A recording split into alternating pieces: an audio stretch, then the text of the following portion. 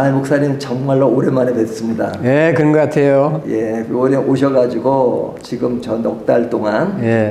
아주 유익하고 좋은 시간 보냈는데요. 제가 이렇게 보니까 목사님 8년 만에 오셨더라고요. 예, 그렇습니다. 예, 8년 동안 굉장한 변화가 있었을 것 같은데요. 그동안 예. 어떻게 지내셨어요? 뭐 늘 하는 일이죠, 뭐. 예. 성경 보고 원고 쓰고 하는 거죠. 그 8년 동안 뭘 하셨나 뭐 저는 모르지만 예. 그러나 이번에 보니까 그동안 쓰신 책이 엄청나게 많더라고요. 예. 예, 그 중에서 갈라디아서도 있고 예. 또 근래 마가복음도 나왔고 예. 또 그 외에 뭐 여호수아, 엘리야 등등 굉장히 많은 책이 나왔어요. 그 중에서도 이제 오늘 특별히 전 목사님과 말씀 나누려고 하는 것이 히브리서인데 이 히브리서도 아주 길게 쓰셨더라고요. 히브리서를 어떤 동기로 쓰시게 되었나요? 예, 히브리서는 사실 제가 지금 오래전부터 생각했던 책인데, 그 사람들한테 이렇게 물어보니까 히브리서는 어렵다고 그래요. 예. 또 뭐 말이 많다. 그래서 예. 지루하다. 예. 그 히브리서 자체가 길잖아요, 책이. 예. 그래서 이제 그 긴 책을 내가 또 설명을 붙여서 하려고 하니까 예. 책 자체가 또 굉장히 길어졌습니다. 근데 이제 사람들이 히브리서를 그 지루하다고 느끼는 이유 중에 하나는 그 히브리서에 나오는 그 성전 제도, 예. 그 성전 의식에 대한 이야기가 너무나 길어요. 그게 막 여러 챕터 연속해서 그 얘기만 나오니까 뭐 그렇잖아요. 유대교의 그 제도인데 그 뭐 녹그릇이 어떻고 뭐 거기 뭐 손 씻는 그릇 거기 뭐 속죄양 드리고 뭐 여러 가지 뭐 그러니까 사람들이 별로 재미없어 해요. 근데 이제 사실상 생각해 보면 히브리서의 저자가 그렇게 길게 아주 세세하게 이렇게 다 얘기했거든요. 또 그러면서도 또 쭉 얘기해 나가다가 히브리서 저자가 가끔 그 재밌어요. 왜냐하면 이것을 내가 지금 시간도 그렇고 이건 낱낱이 다 설명할 수 없노라 이렇게 말해요. 그리고 또 맨 끝에 가서는 시큰 말씀하시고 나서 하는 얘기가 내가 그저 간단히 썼노라. 간단히 썼노라 그래요. 만약 간단히 안 썼으면 어떻게 됐을까요? 그 요즘 사람들은 감당하지 못했을 겁니다. 뭐 설교도 조금 길면 막 길다고 그러는데 아무튼 히브리서를 공부하려면 좀 인내가 필요합니다. 근데 그 인내를 그래도 조금 내용을 알고 하면은 저자 의도를 알면은 그래도 좀 낫게 소화할 수 있을 거로 생각됩니다. 그래서 이제 히브리서의 저자가 이렇게 길게 얘기한 제사 제도는 결국은 예수님을 설명하기 위한 것이거든요. 구약에서 나왔던 그런 의식 제도, 여러 가지 성전 그 규칙이라든지 이런 것들이 결국은 예수 그리스도를 향한 것이기 때문에 그리스도가 오셔서 이 모든 참 의미를 상징화됐던 의미를 드러낼 것이란 말이죠. 그래서 그것이 드러내셨어요. 근데 그 드러낸 것을 히브리서의 저자가 한마디로 아주 정확하게 지적하는 것이 뭐냐면 예수님은 우리들의 대제사장이시다 하는 것입니다. 그래서 대제사장이신 예수님이 우리의 주시다. 우리의 대속주시다. 근데 그분이 지금 어디 계시냐? 하나님 우편 보좌에 계신다 이거예요. 근데 그분이 대제사장으로 계시기 때문에 우리를 위해서 중보하시고 우리 편이 되셔서 우리의 또 모든 상황을 이해하시는 것은 인간의 몸을 가지고 세상에 오셨기 때문에 인간 예수로서 우리 인간들을 잘 이해하시고 동정하시고 또 예수님 자신이 고난을 겪으셨고 했기 때문에 대제사장으로서 우리에게 큰 위로가 된다. 이제 그분을 바라보고 살라. 그분의 신실함에 의존하라. 이제 이런 뜻에서 이렇게 이제 길게 얘기가 나온 거예요. 그러니까 그 종착역인 그 끝부분에 가서 우리가 예수님이 우리의 대제사장이라는 것은 이제 중요한 의미를 가지는 것이죠. 이제 요즘은 제가 좀 강조하고 싶은 게 뭐냐면 사실 우리들이 가지고 있는 이 예수님에 대한 그 이해는 굉장히 좁고 낮다고 할 수 있어요. 우리가 예수님 생각할 때 뭐 우리의 대제사장이신 예수님이라고 생각하고 막 감동을 받고 그러지 않잖아요, 잘. 네. 그러나 이제 히브리서 읽으면 그런 이제 감동이 진해질 수 있는 거죠. 예. 대제사장이라 그러면 우리가 그냥 구약에 나오는 예. 그 제사를 맡은 그 인물을 생각하고 그 인물을 예수님과 딱 이렇게 매치시키는 예. 그 부분 있잖아요. 예. 그러니까 앞에 보면은 뭐 예수님은 천사보다 우월하고 예. 또 모세보다도 우월하고 예. 그리고 나서 끝에 가서 그 대제사장으로 예수님과 딱 이렇게 예. 하나로 엮으면서 예수님이 대제사장을 강조하고 있는데 특별히 예수님이 대제사장을 강조하는 어떤 그 이유가 있나요? 예, 있죠. 이제 이것이 이제 오늘날 우리나라 교회 현실에 적용이 돼요. 뭐냐면 우리나라 교회가 뭐 특히 근자에 와서 여러 가지 문제를 일으키고 네. 또 옛날부터 있어왔던 문제가 이렇게 표면화되고 해서 참 그 대안이 뭘까 하는 것은 이제 여러분들이 많이 생각을 하시는데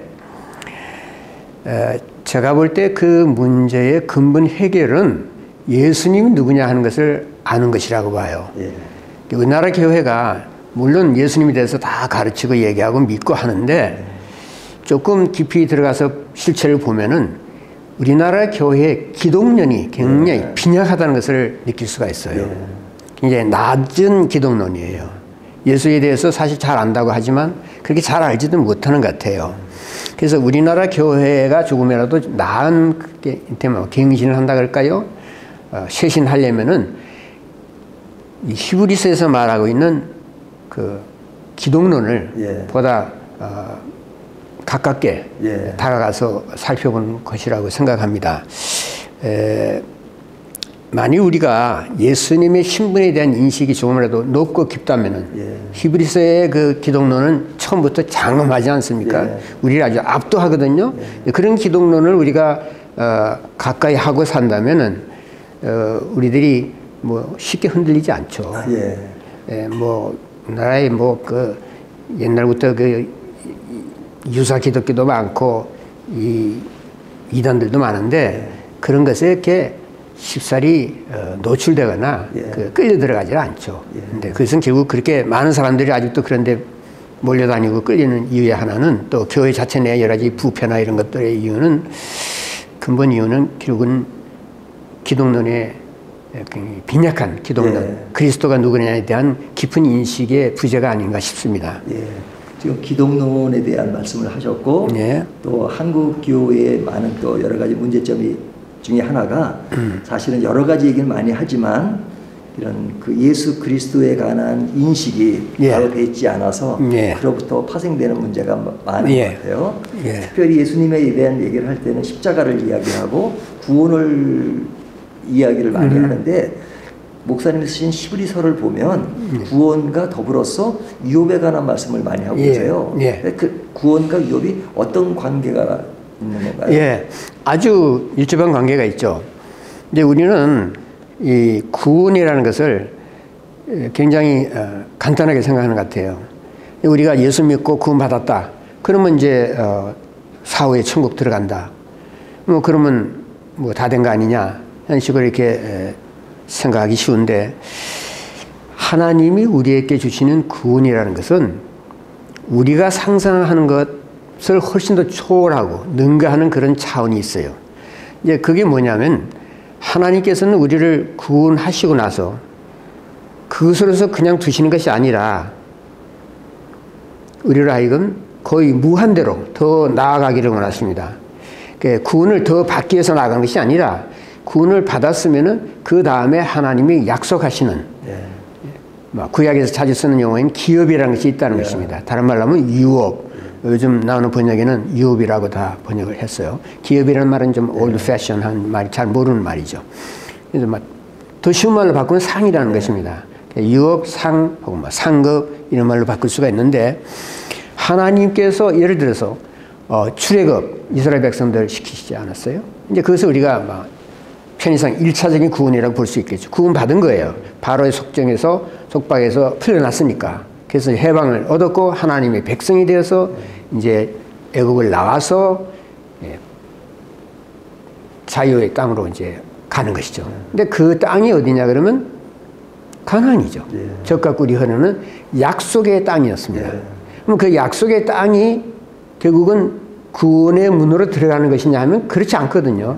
그러니까 약속의 땅은 유업의 땅입니다. 상으로 받는 땅입니다. 그것은 내가 믿음으로 첫 구원을 받듯이 출애굽해서 다 하나님에 따라서 나가라. 그래서 모세를 지도자 삼고 나왔는데 그런 식으로 해서 나온 것이 아니라 이제 우리식으로 치면 신약적인 용어로 치면 이제 예수 그리스도를 따라서 우리가 나오는 것이죠. 그래서 어둠의 나라에서 빛의 나라로 옮겨지는 것입니다. 그런데 옮겨졌어요. 옮겨졌으면은 거기서 우리가 차지해야 할 영역이 있다는 겁니다. 가나안 백성들이 거기 땅을 차지하고 있었지만 이스라엘 백성이 가서 그 땅을 그들을 무찌르고 차지하는 것이에요. 그것은 유업이에요. 유업이라는 것은 조건부입니다.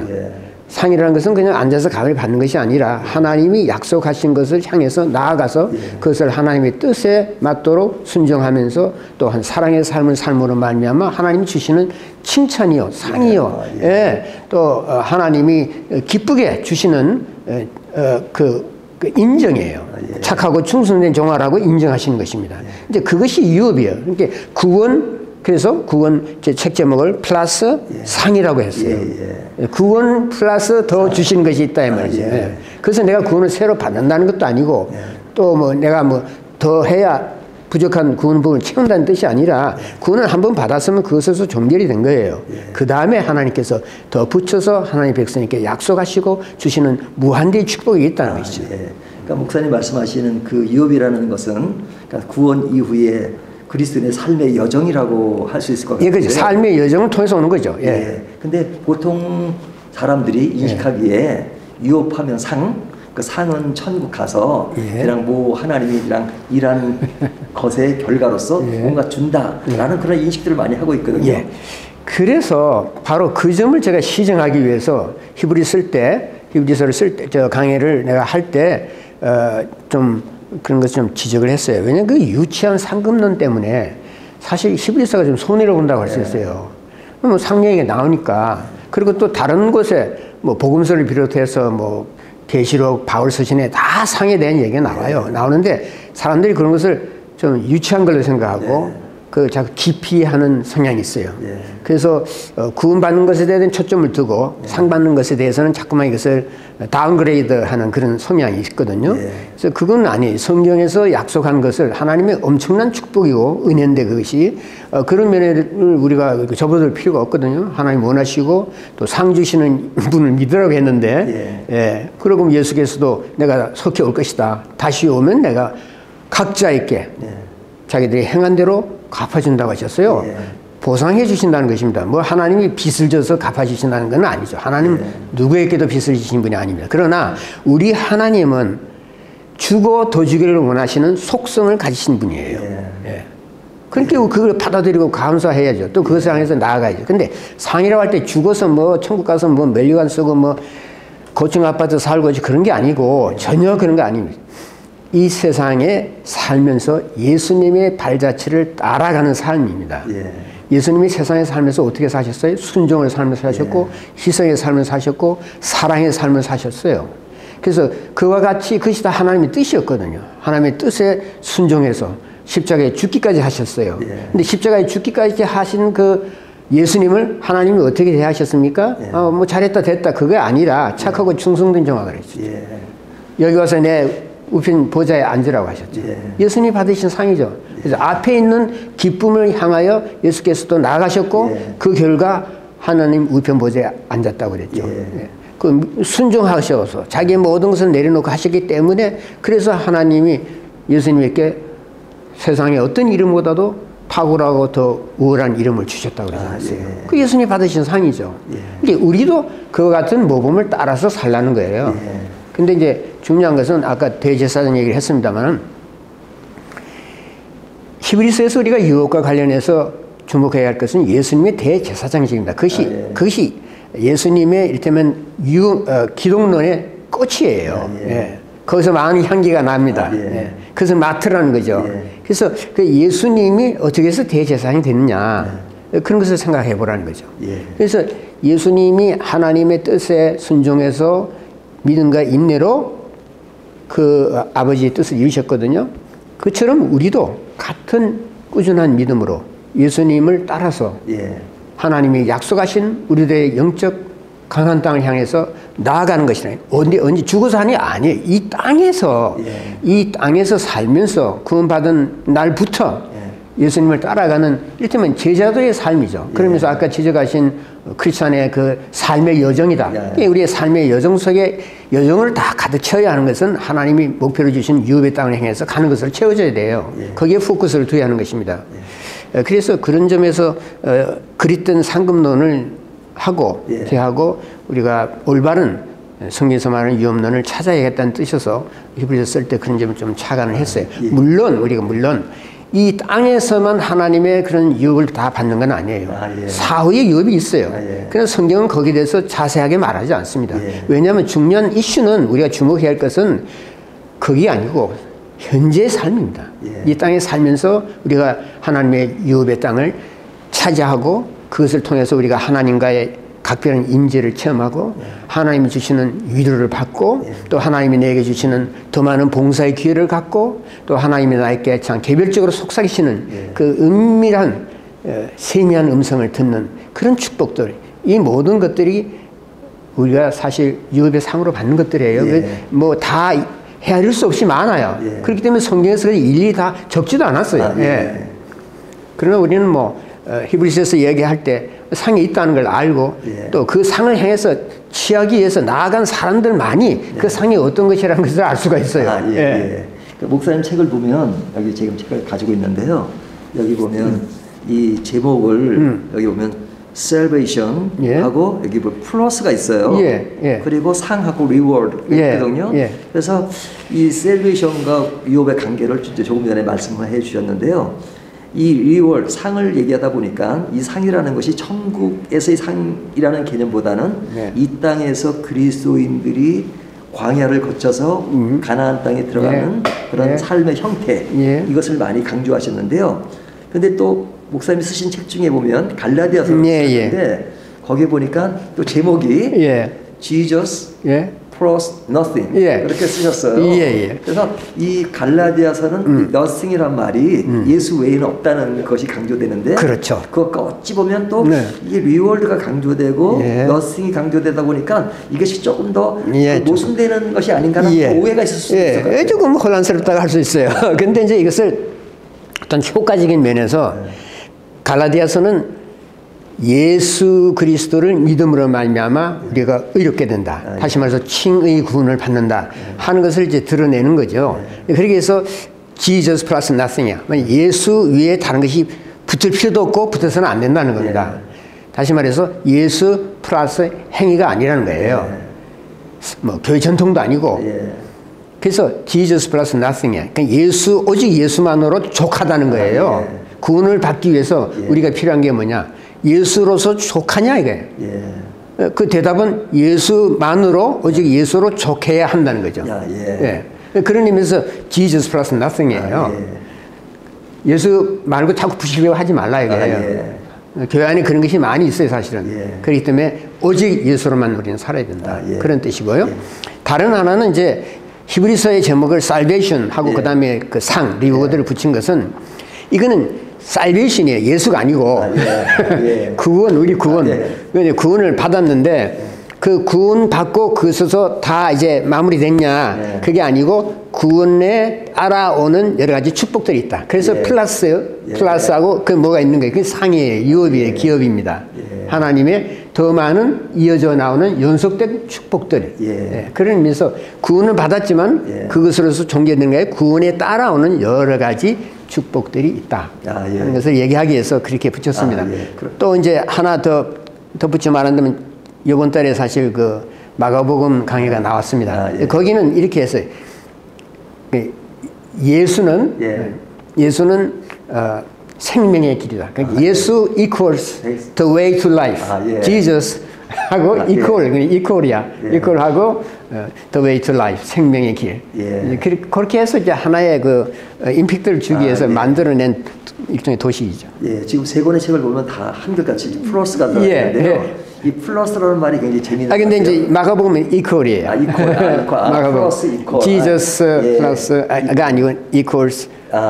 생명의 길. 굉장히 재밌는데 같은 거니까. 말씀을 들어보니까 그 플러스라는 것과 이퀄이라는 것이 어찌 보면 아까 말씀드린 것처럼 갈라디아서와 히브리서가 모순되는 것이 아니고, 그렇죠. 이것이 보완하는 서로 보완되는. 그래서 예. 이제 한쪽으로 기울어지는 측면이 많지 않습니까? 어떤 사람은 뭐 구원에 있어서 어떤 그 남용이 되는 경우도 있고, 어떤 사람은 또 행위가 없으면 구원이 없는 것으로 생각하는 경우도 있는데, 그것에 대한 보충을 또 히브리서가 해주는 것과 아닌가라는 생각이 들긴 해요. 그래요. 그러니까 예수님에는 붙일 것이 없고, 예수님에는 붙이면 안 되고, 예수님이 다 이루셨고 다 했어요.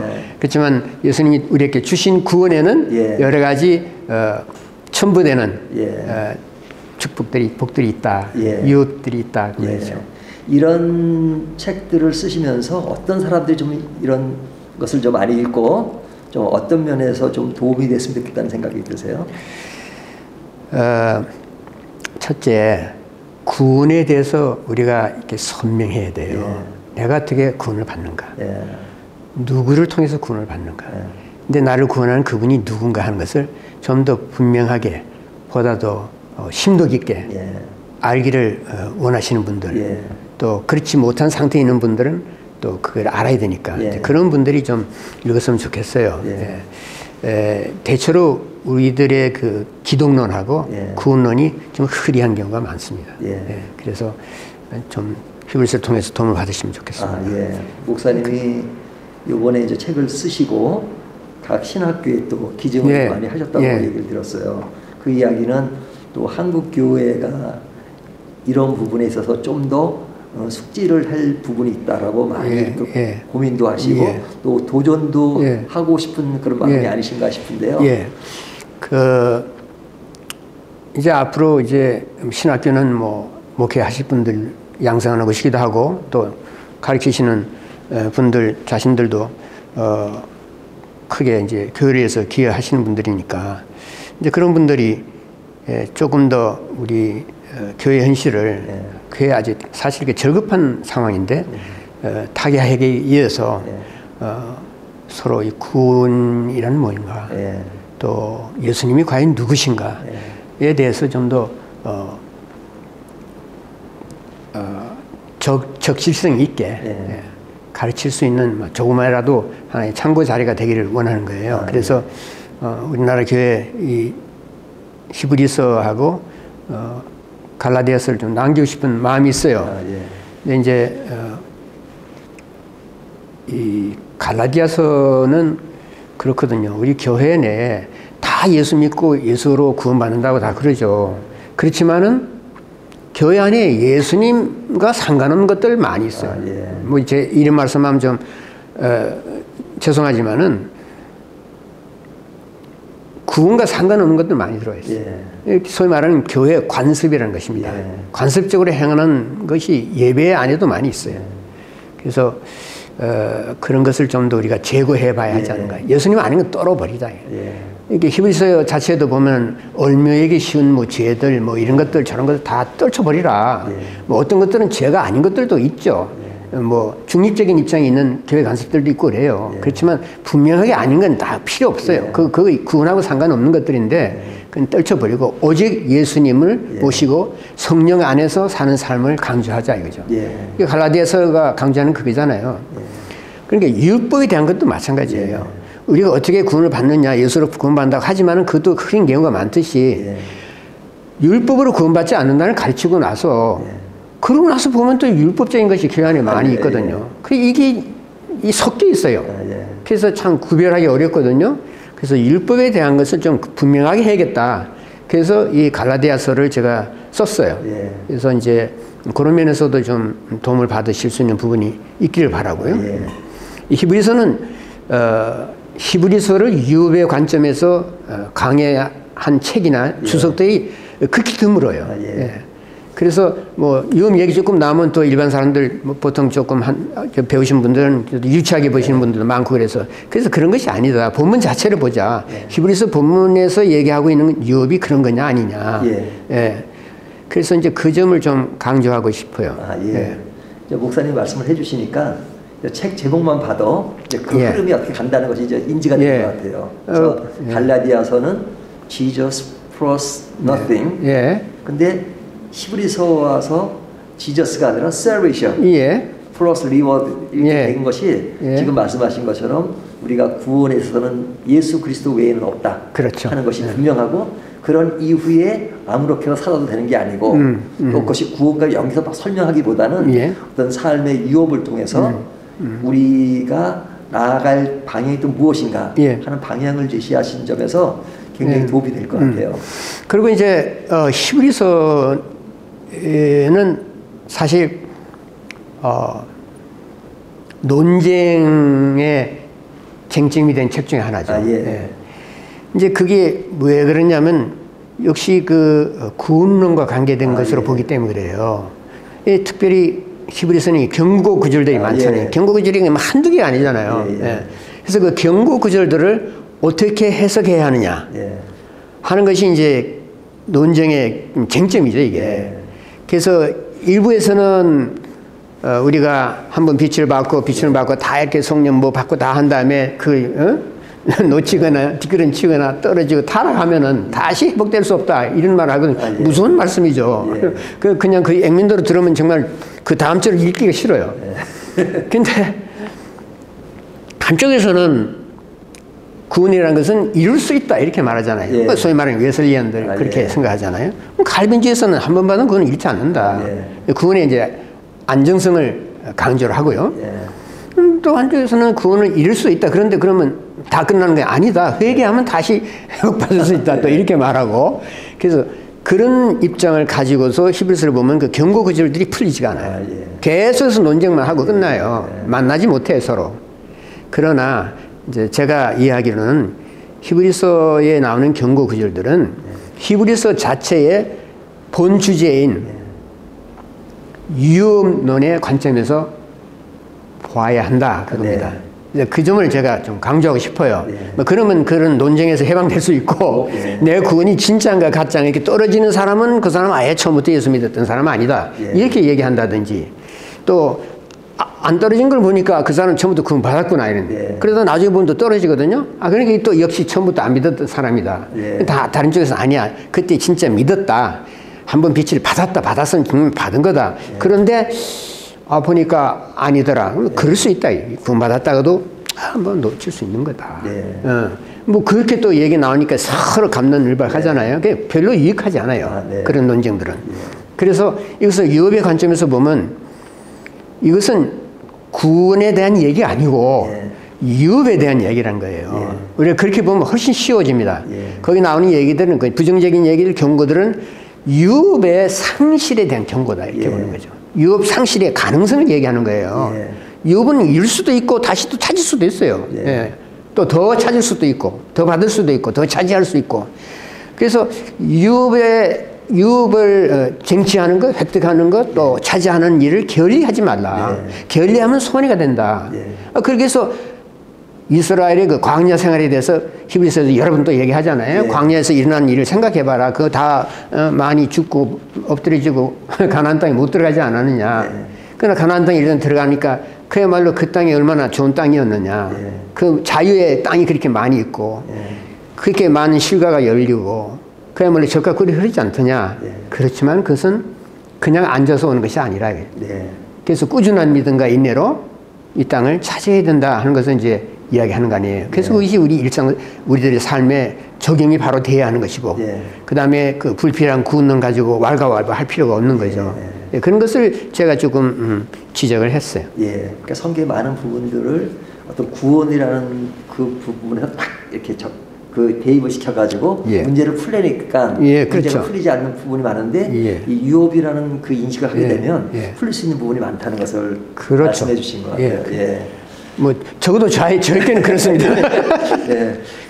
하여튼 이번에 갈라디아서 또 마가복음 또 히브리서 나왔는데 또 히브리서를 보는 독자들이 오늘 뭐 선생님이 말씀하신 그 내용을 이렇게 인지하고 책을 그면 굉장히 유익이 많이 될 것 예. 같아요. 그러길 바랍니다. 뭐 예. 히브리서가 결코 뭐 지루하거나 예.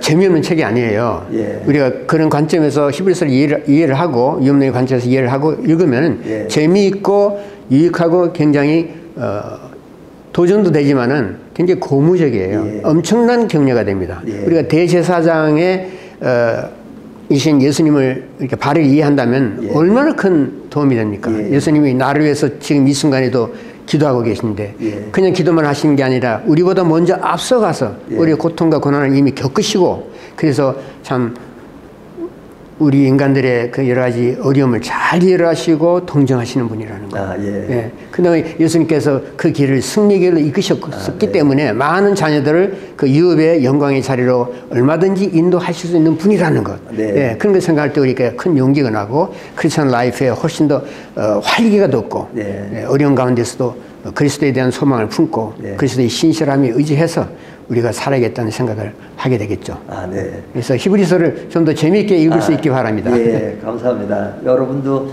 이 책 꼭 보시고요.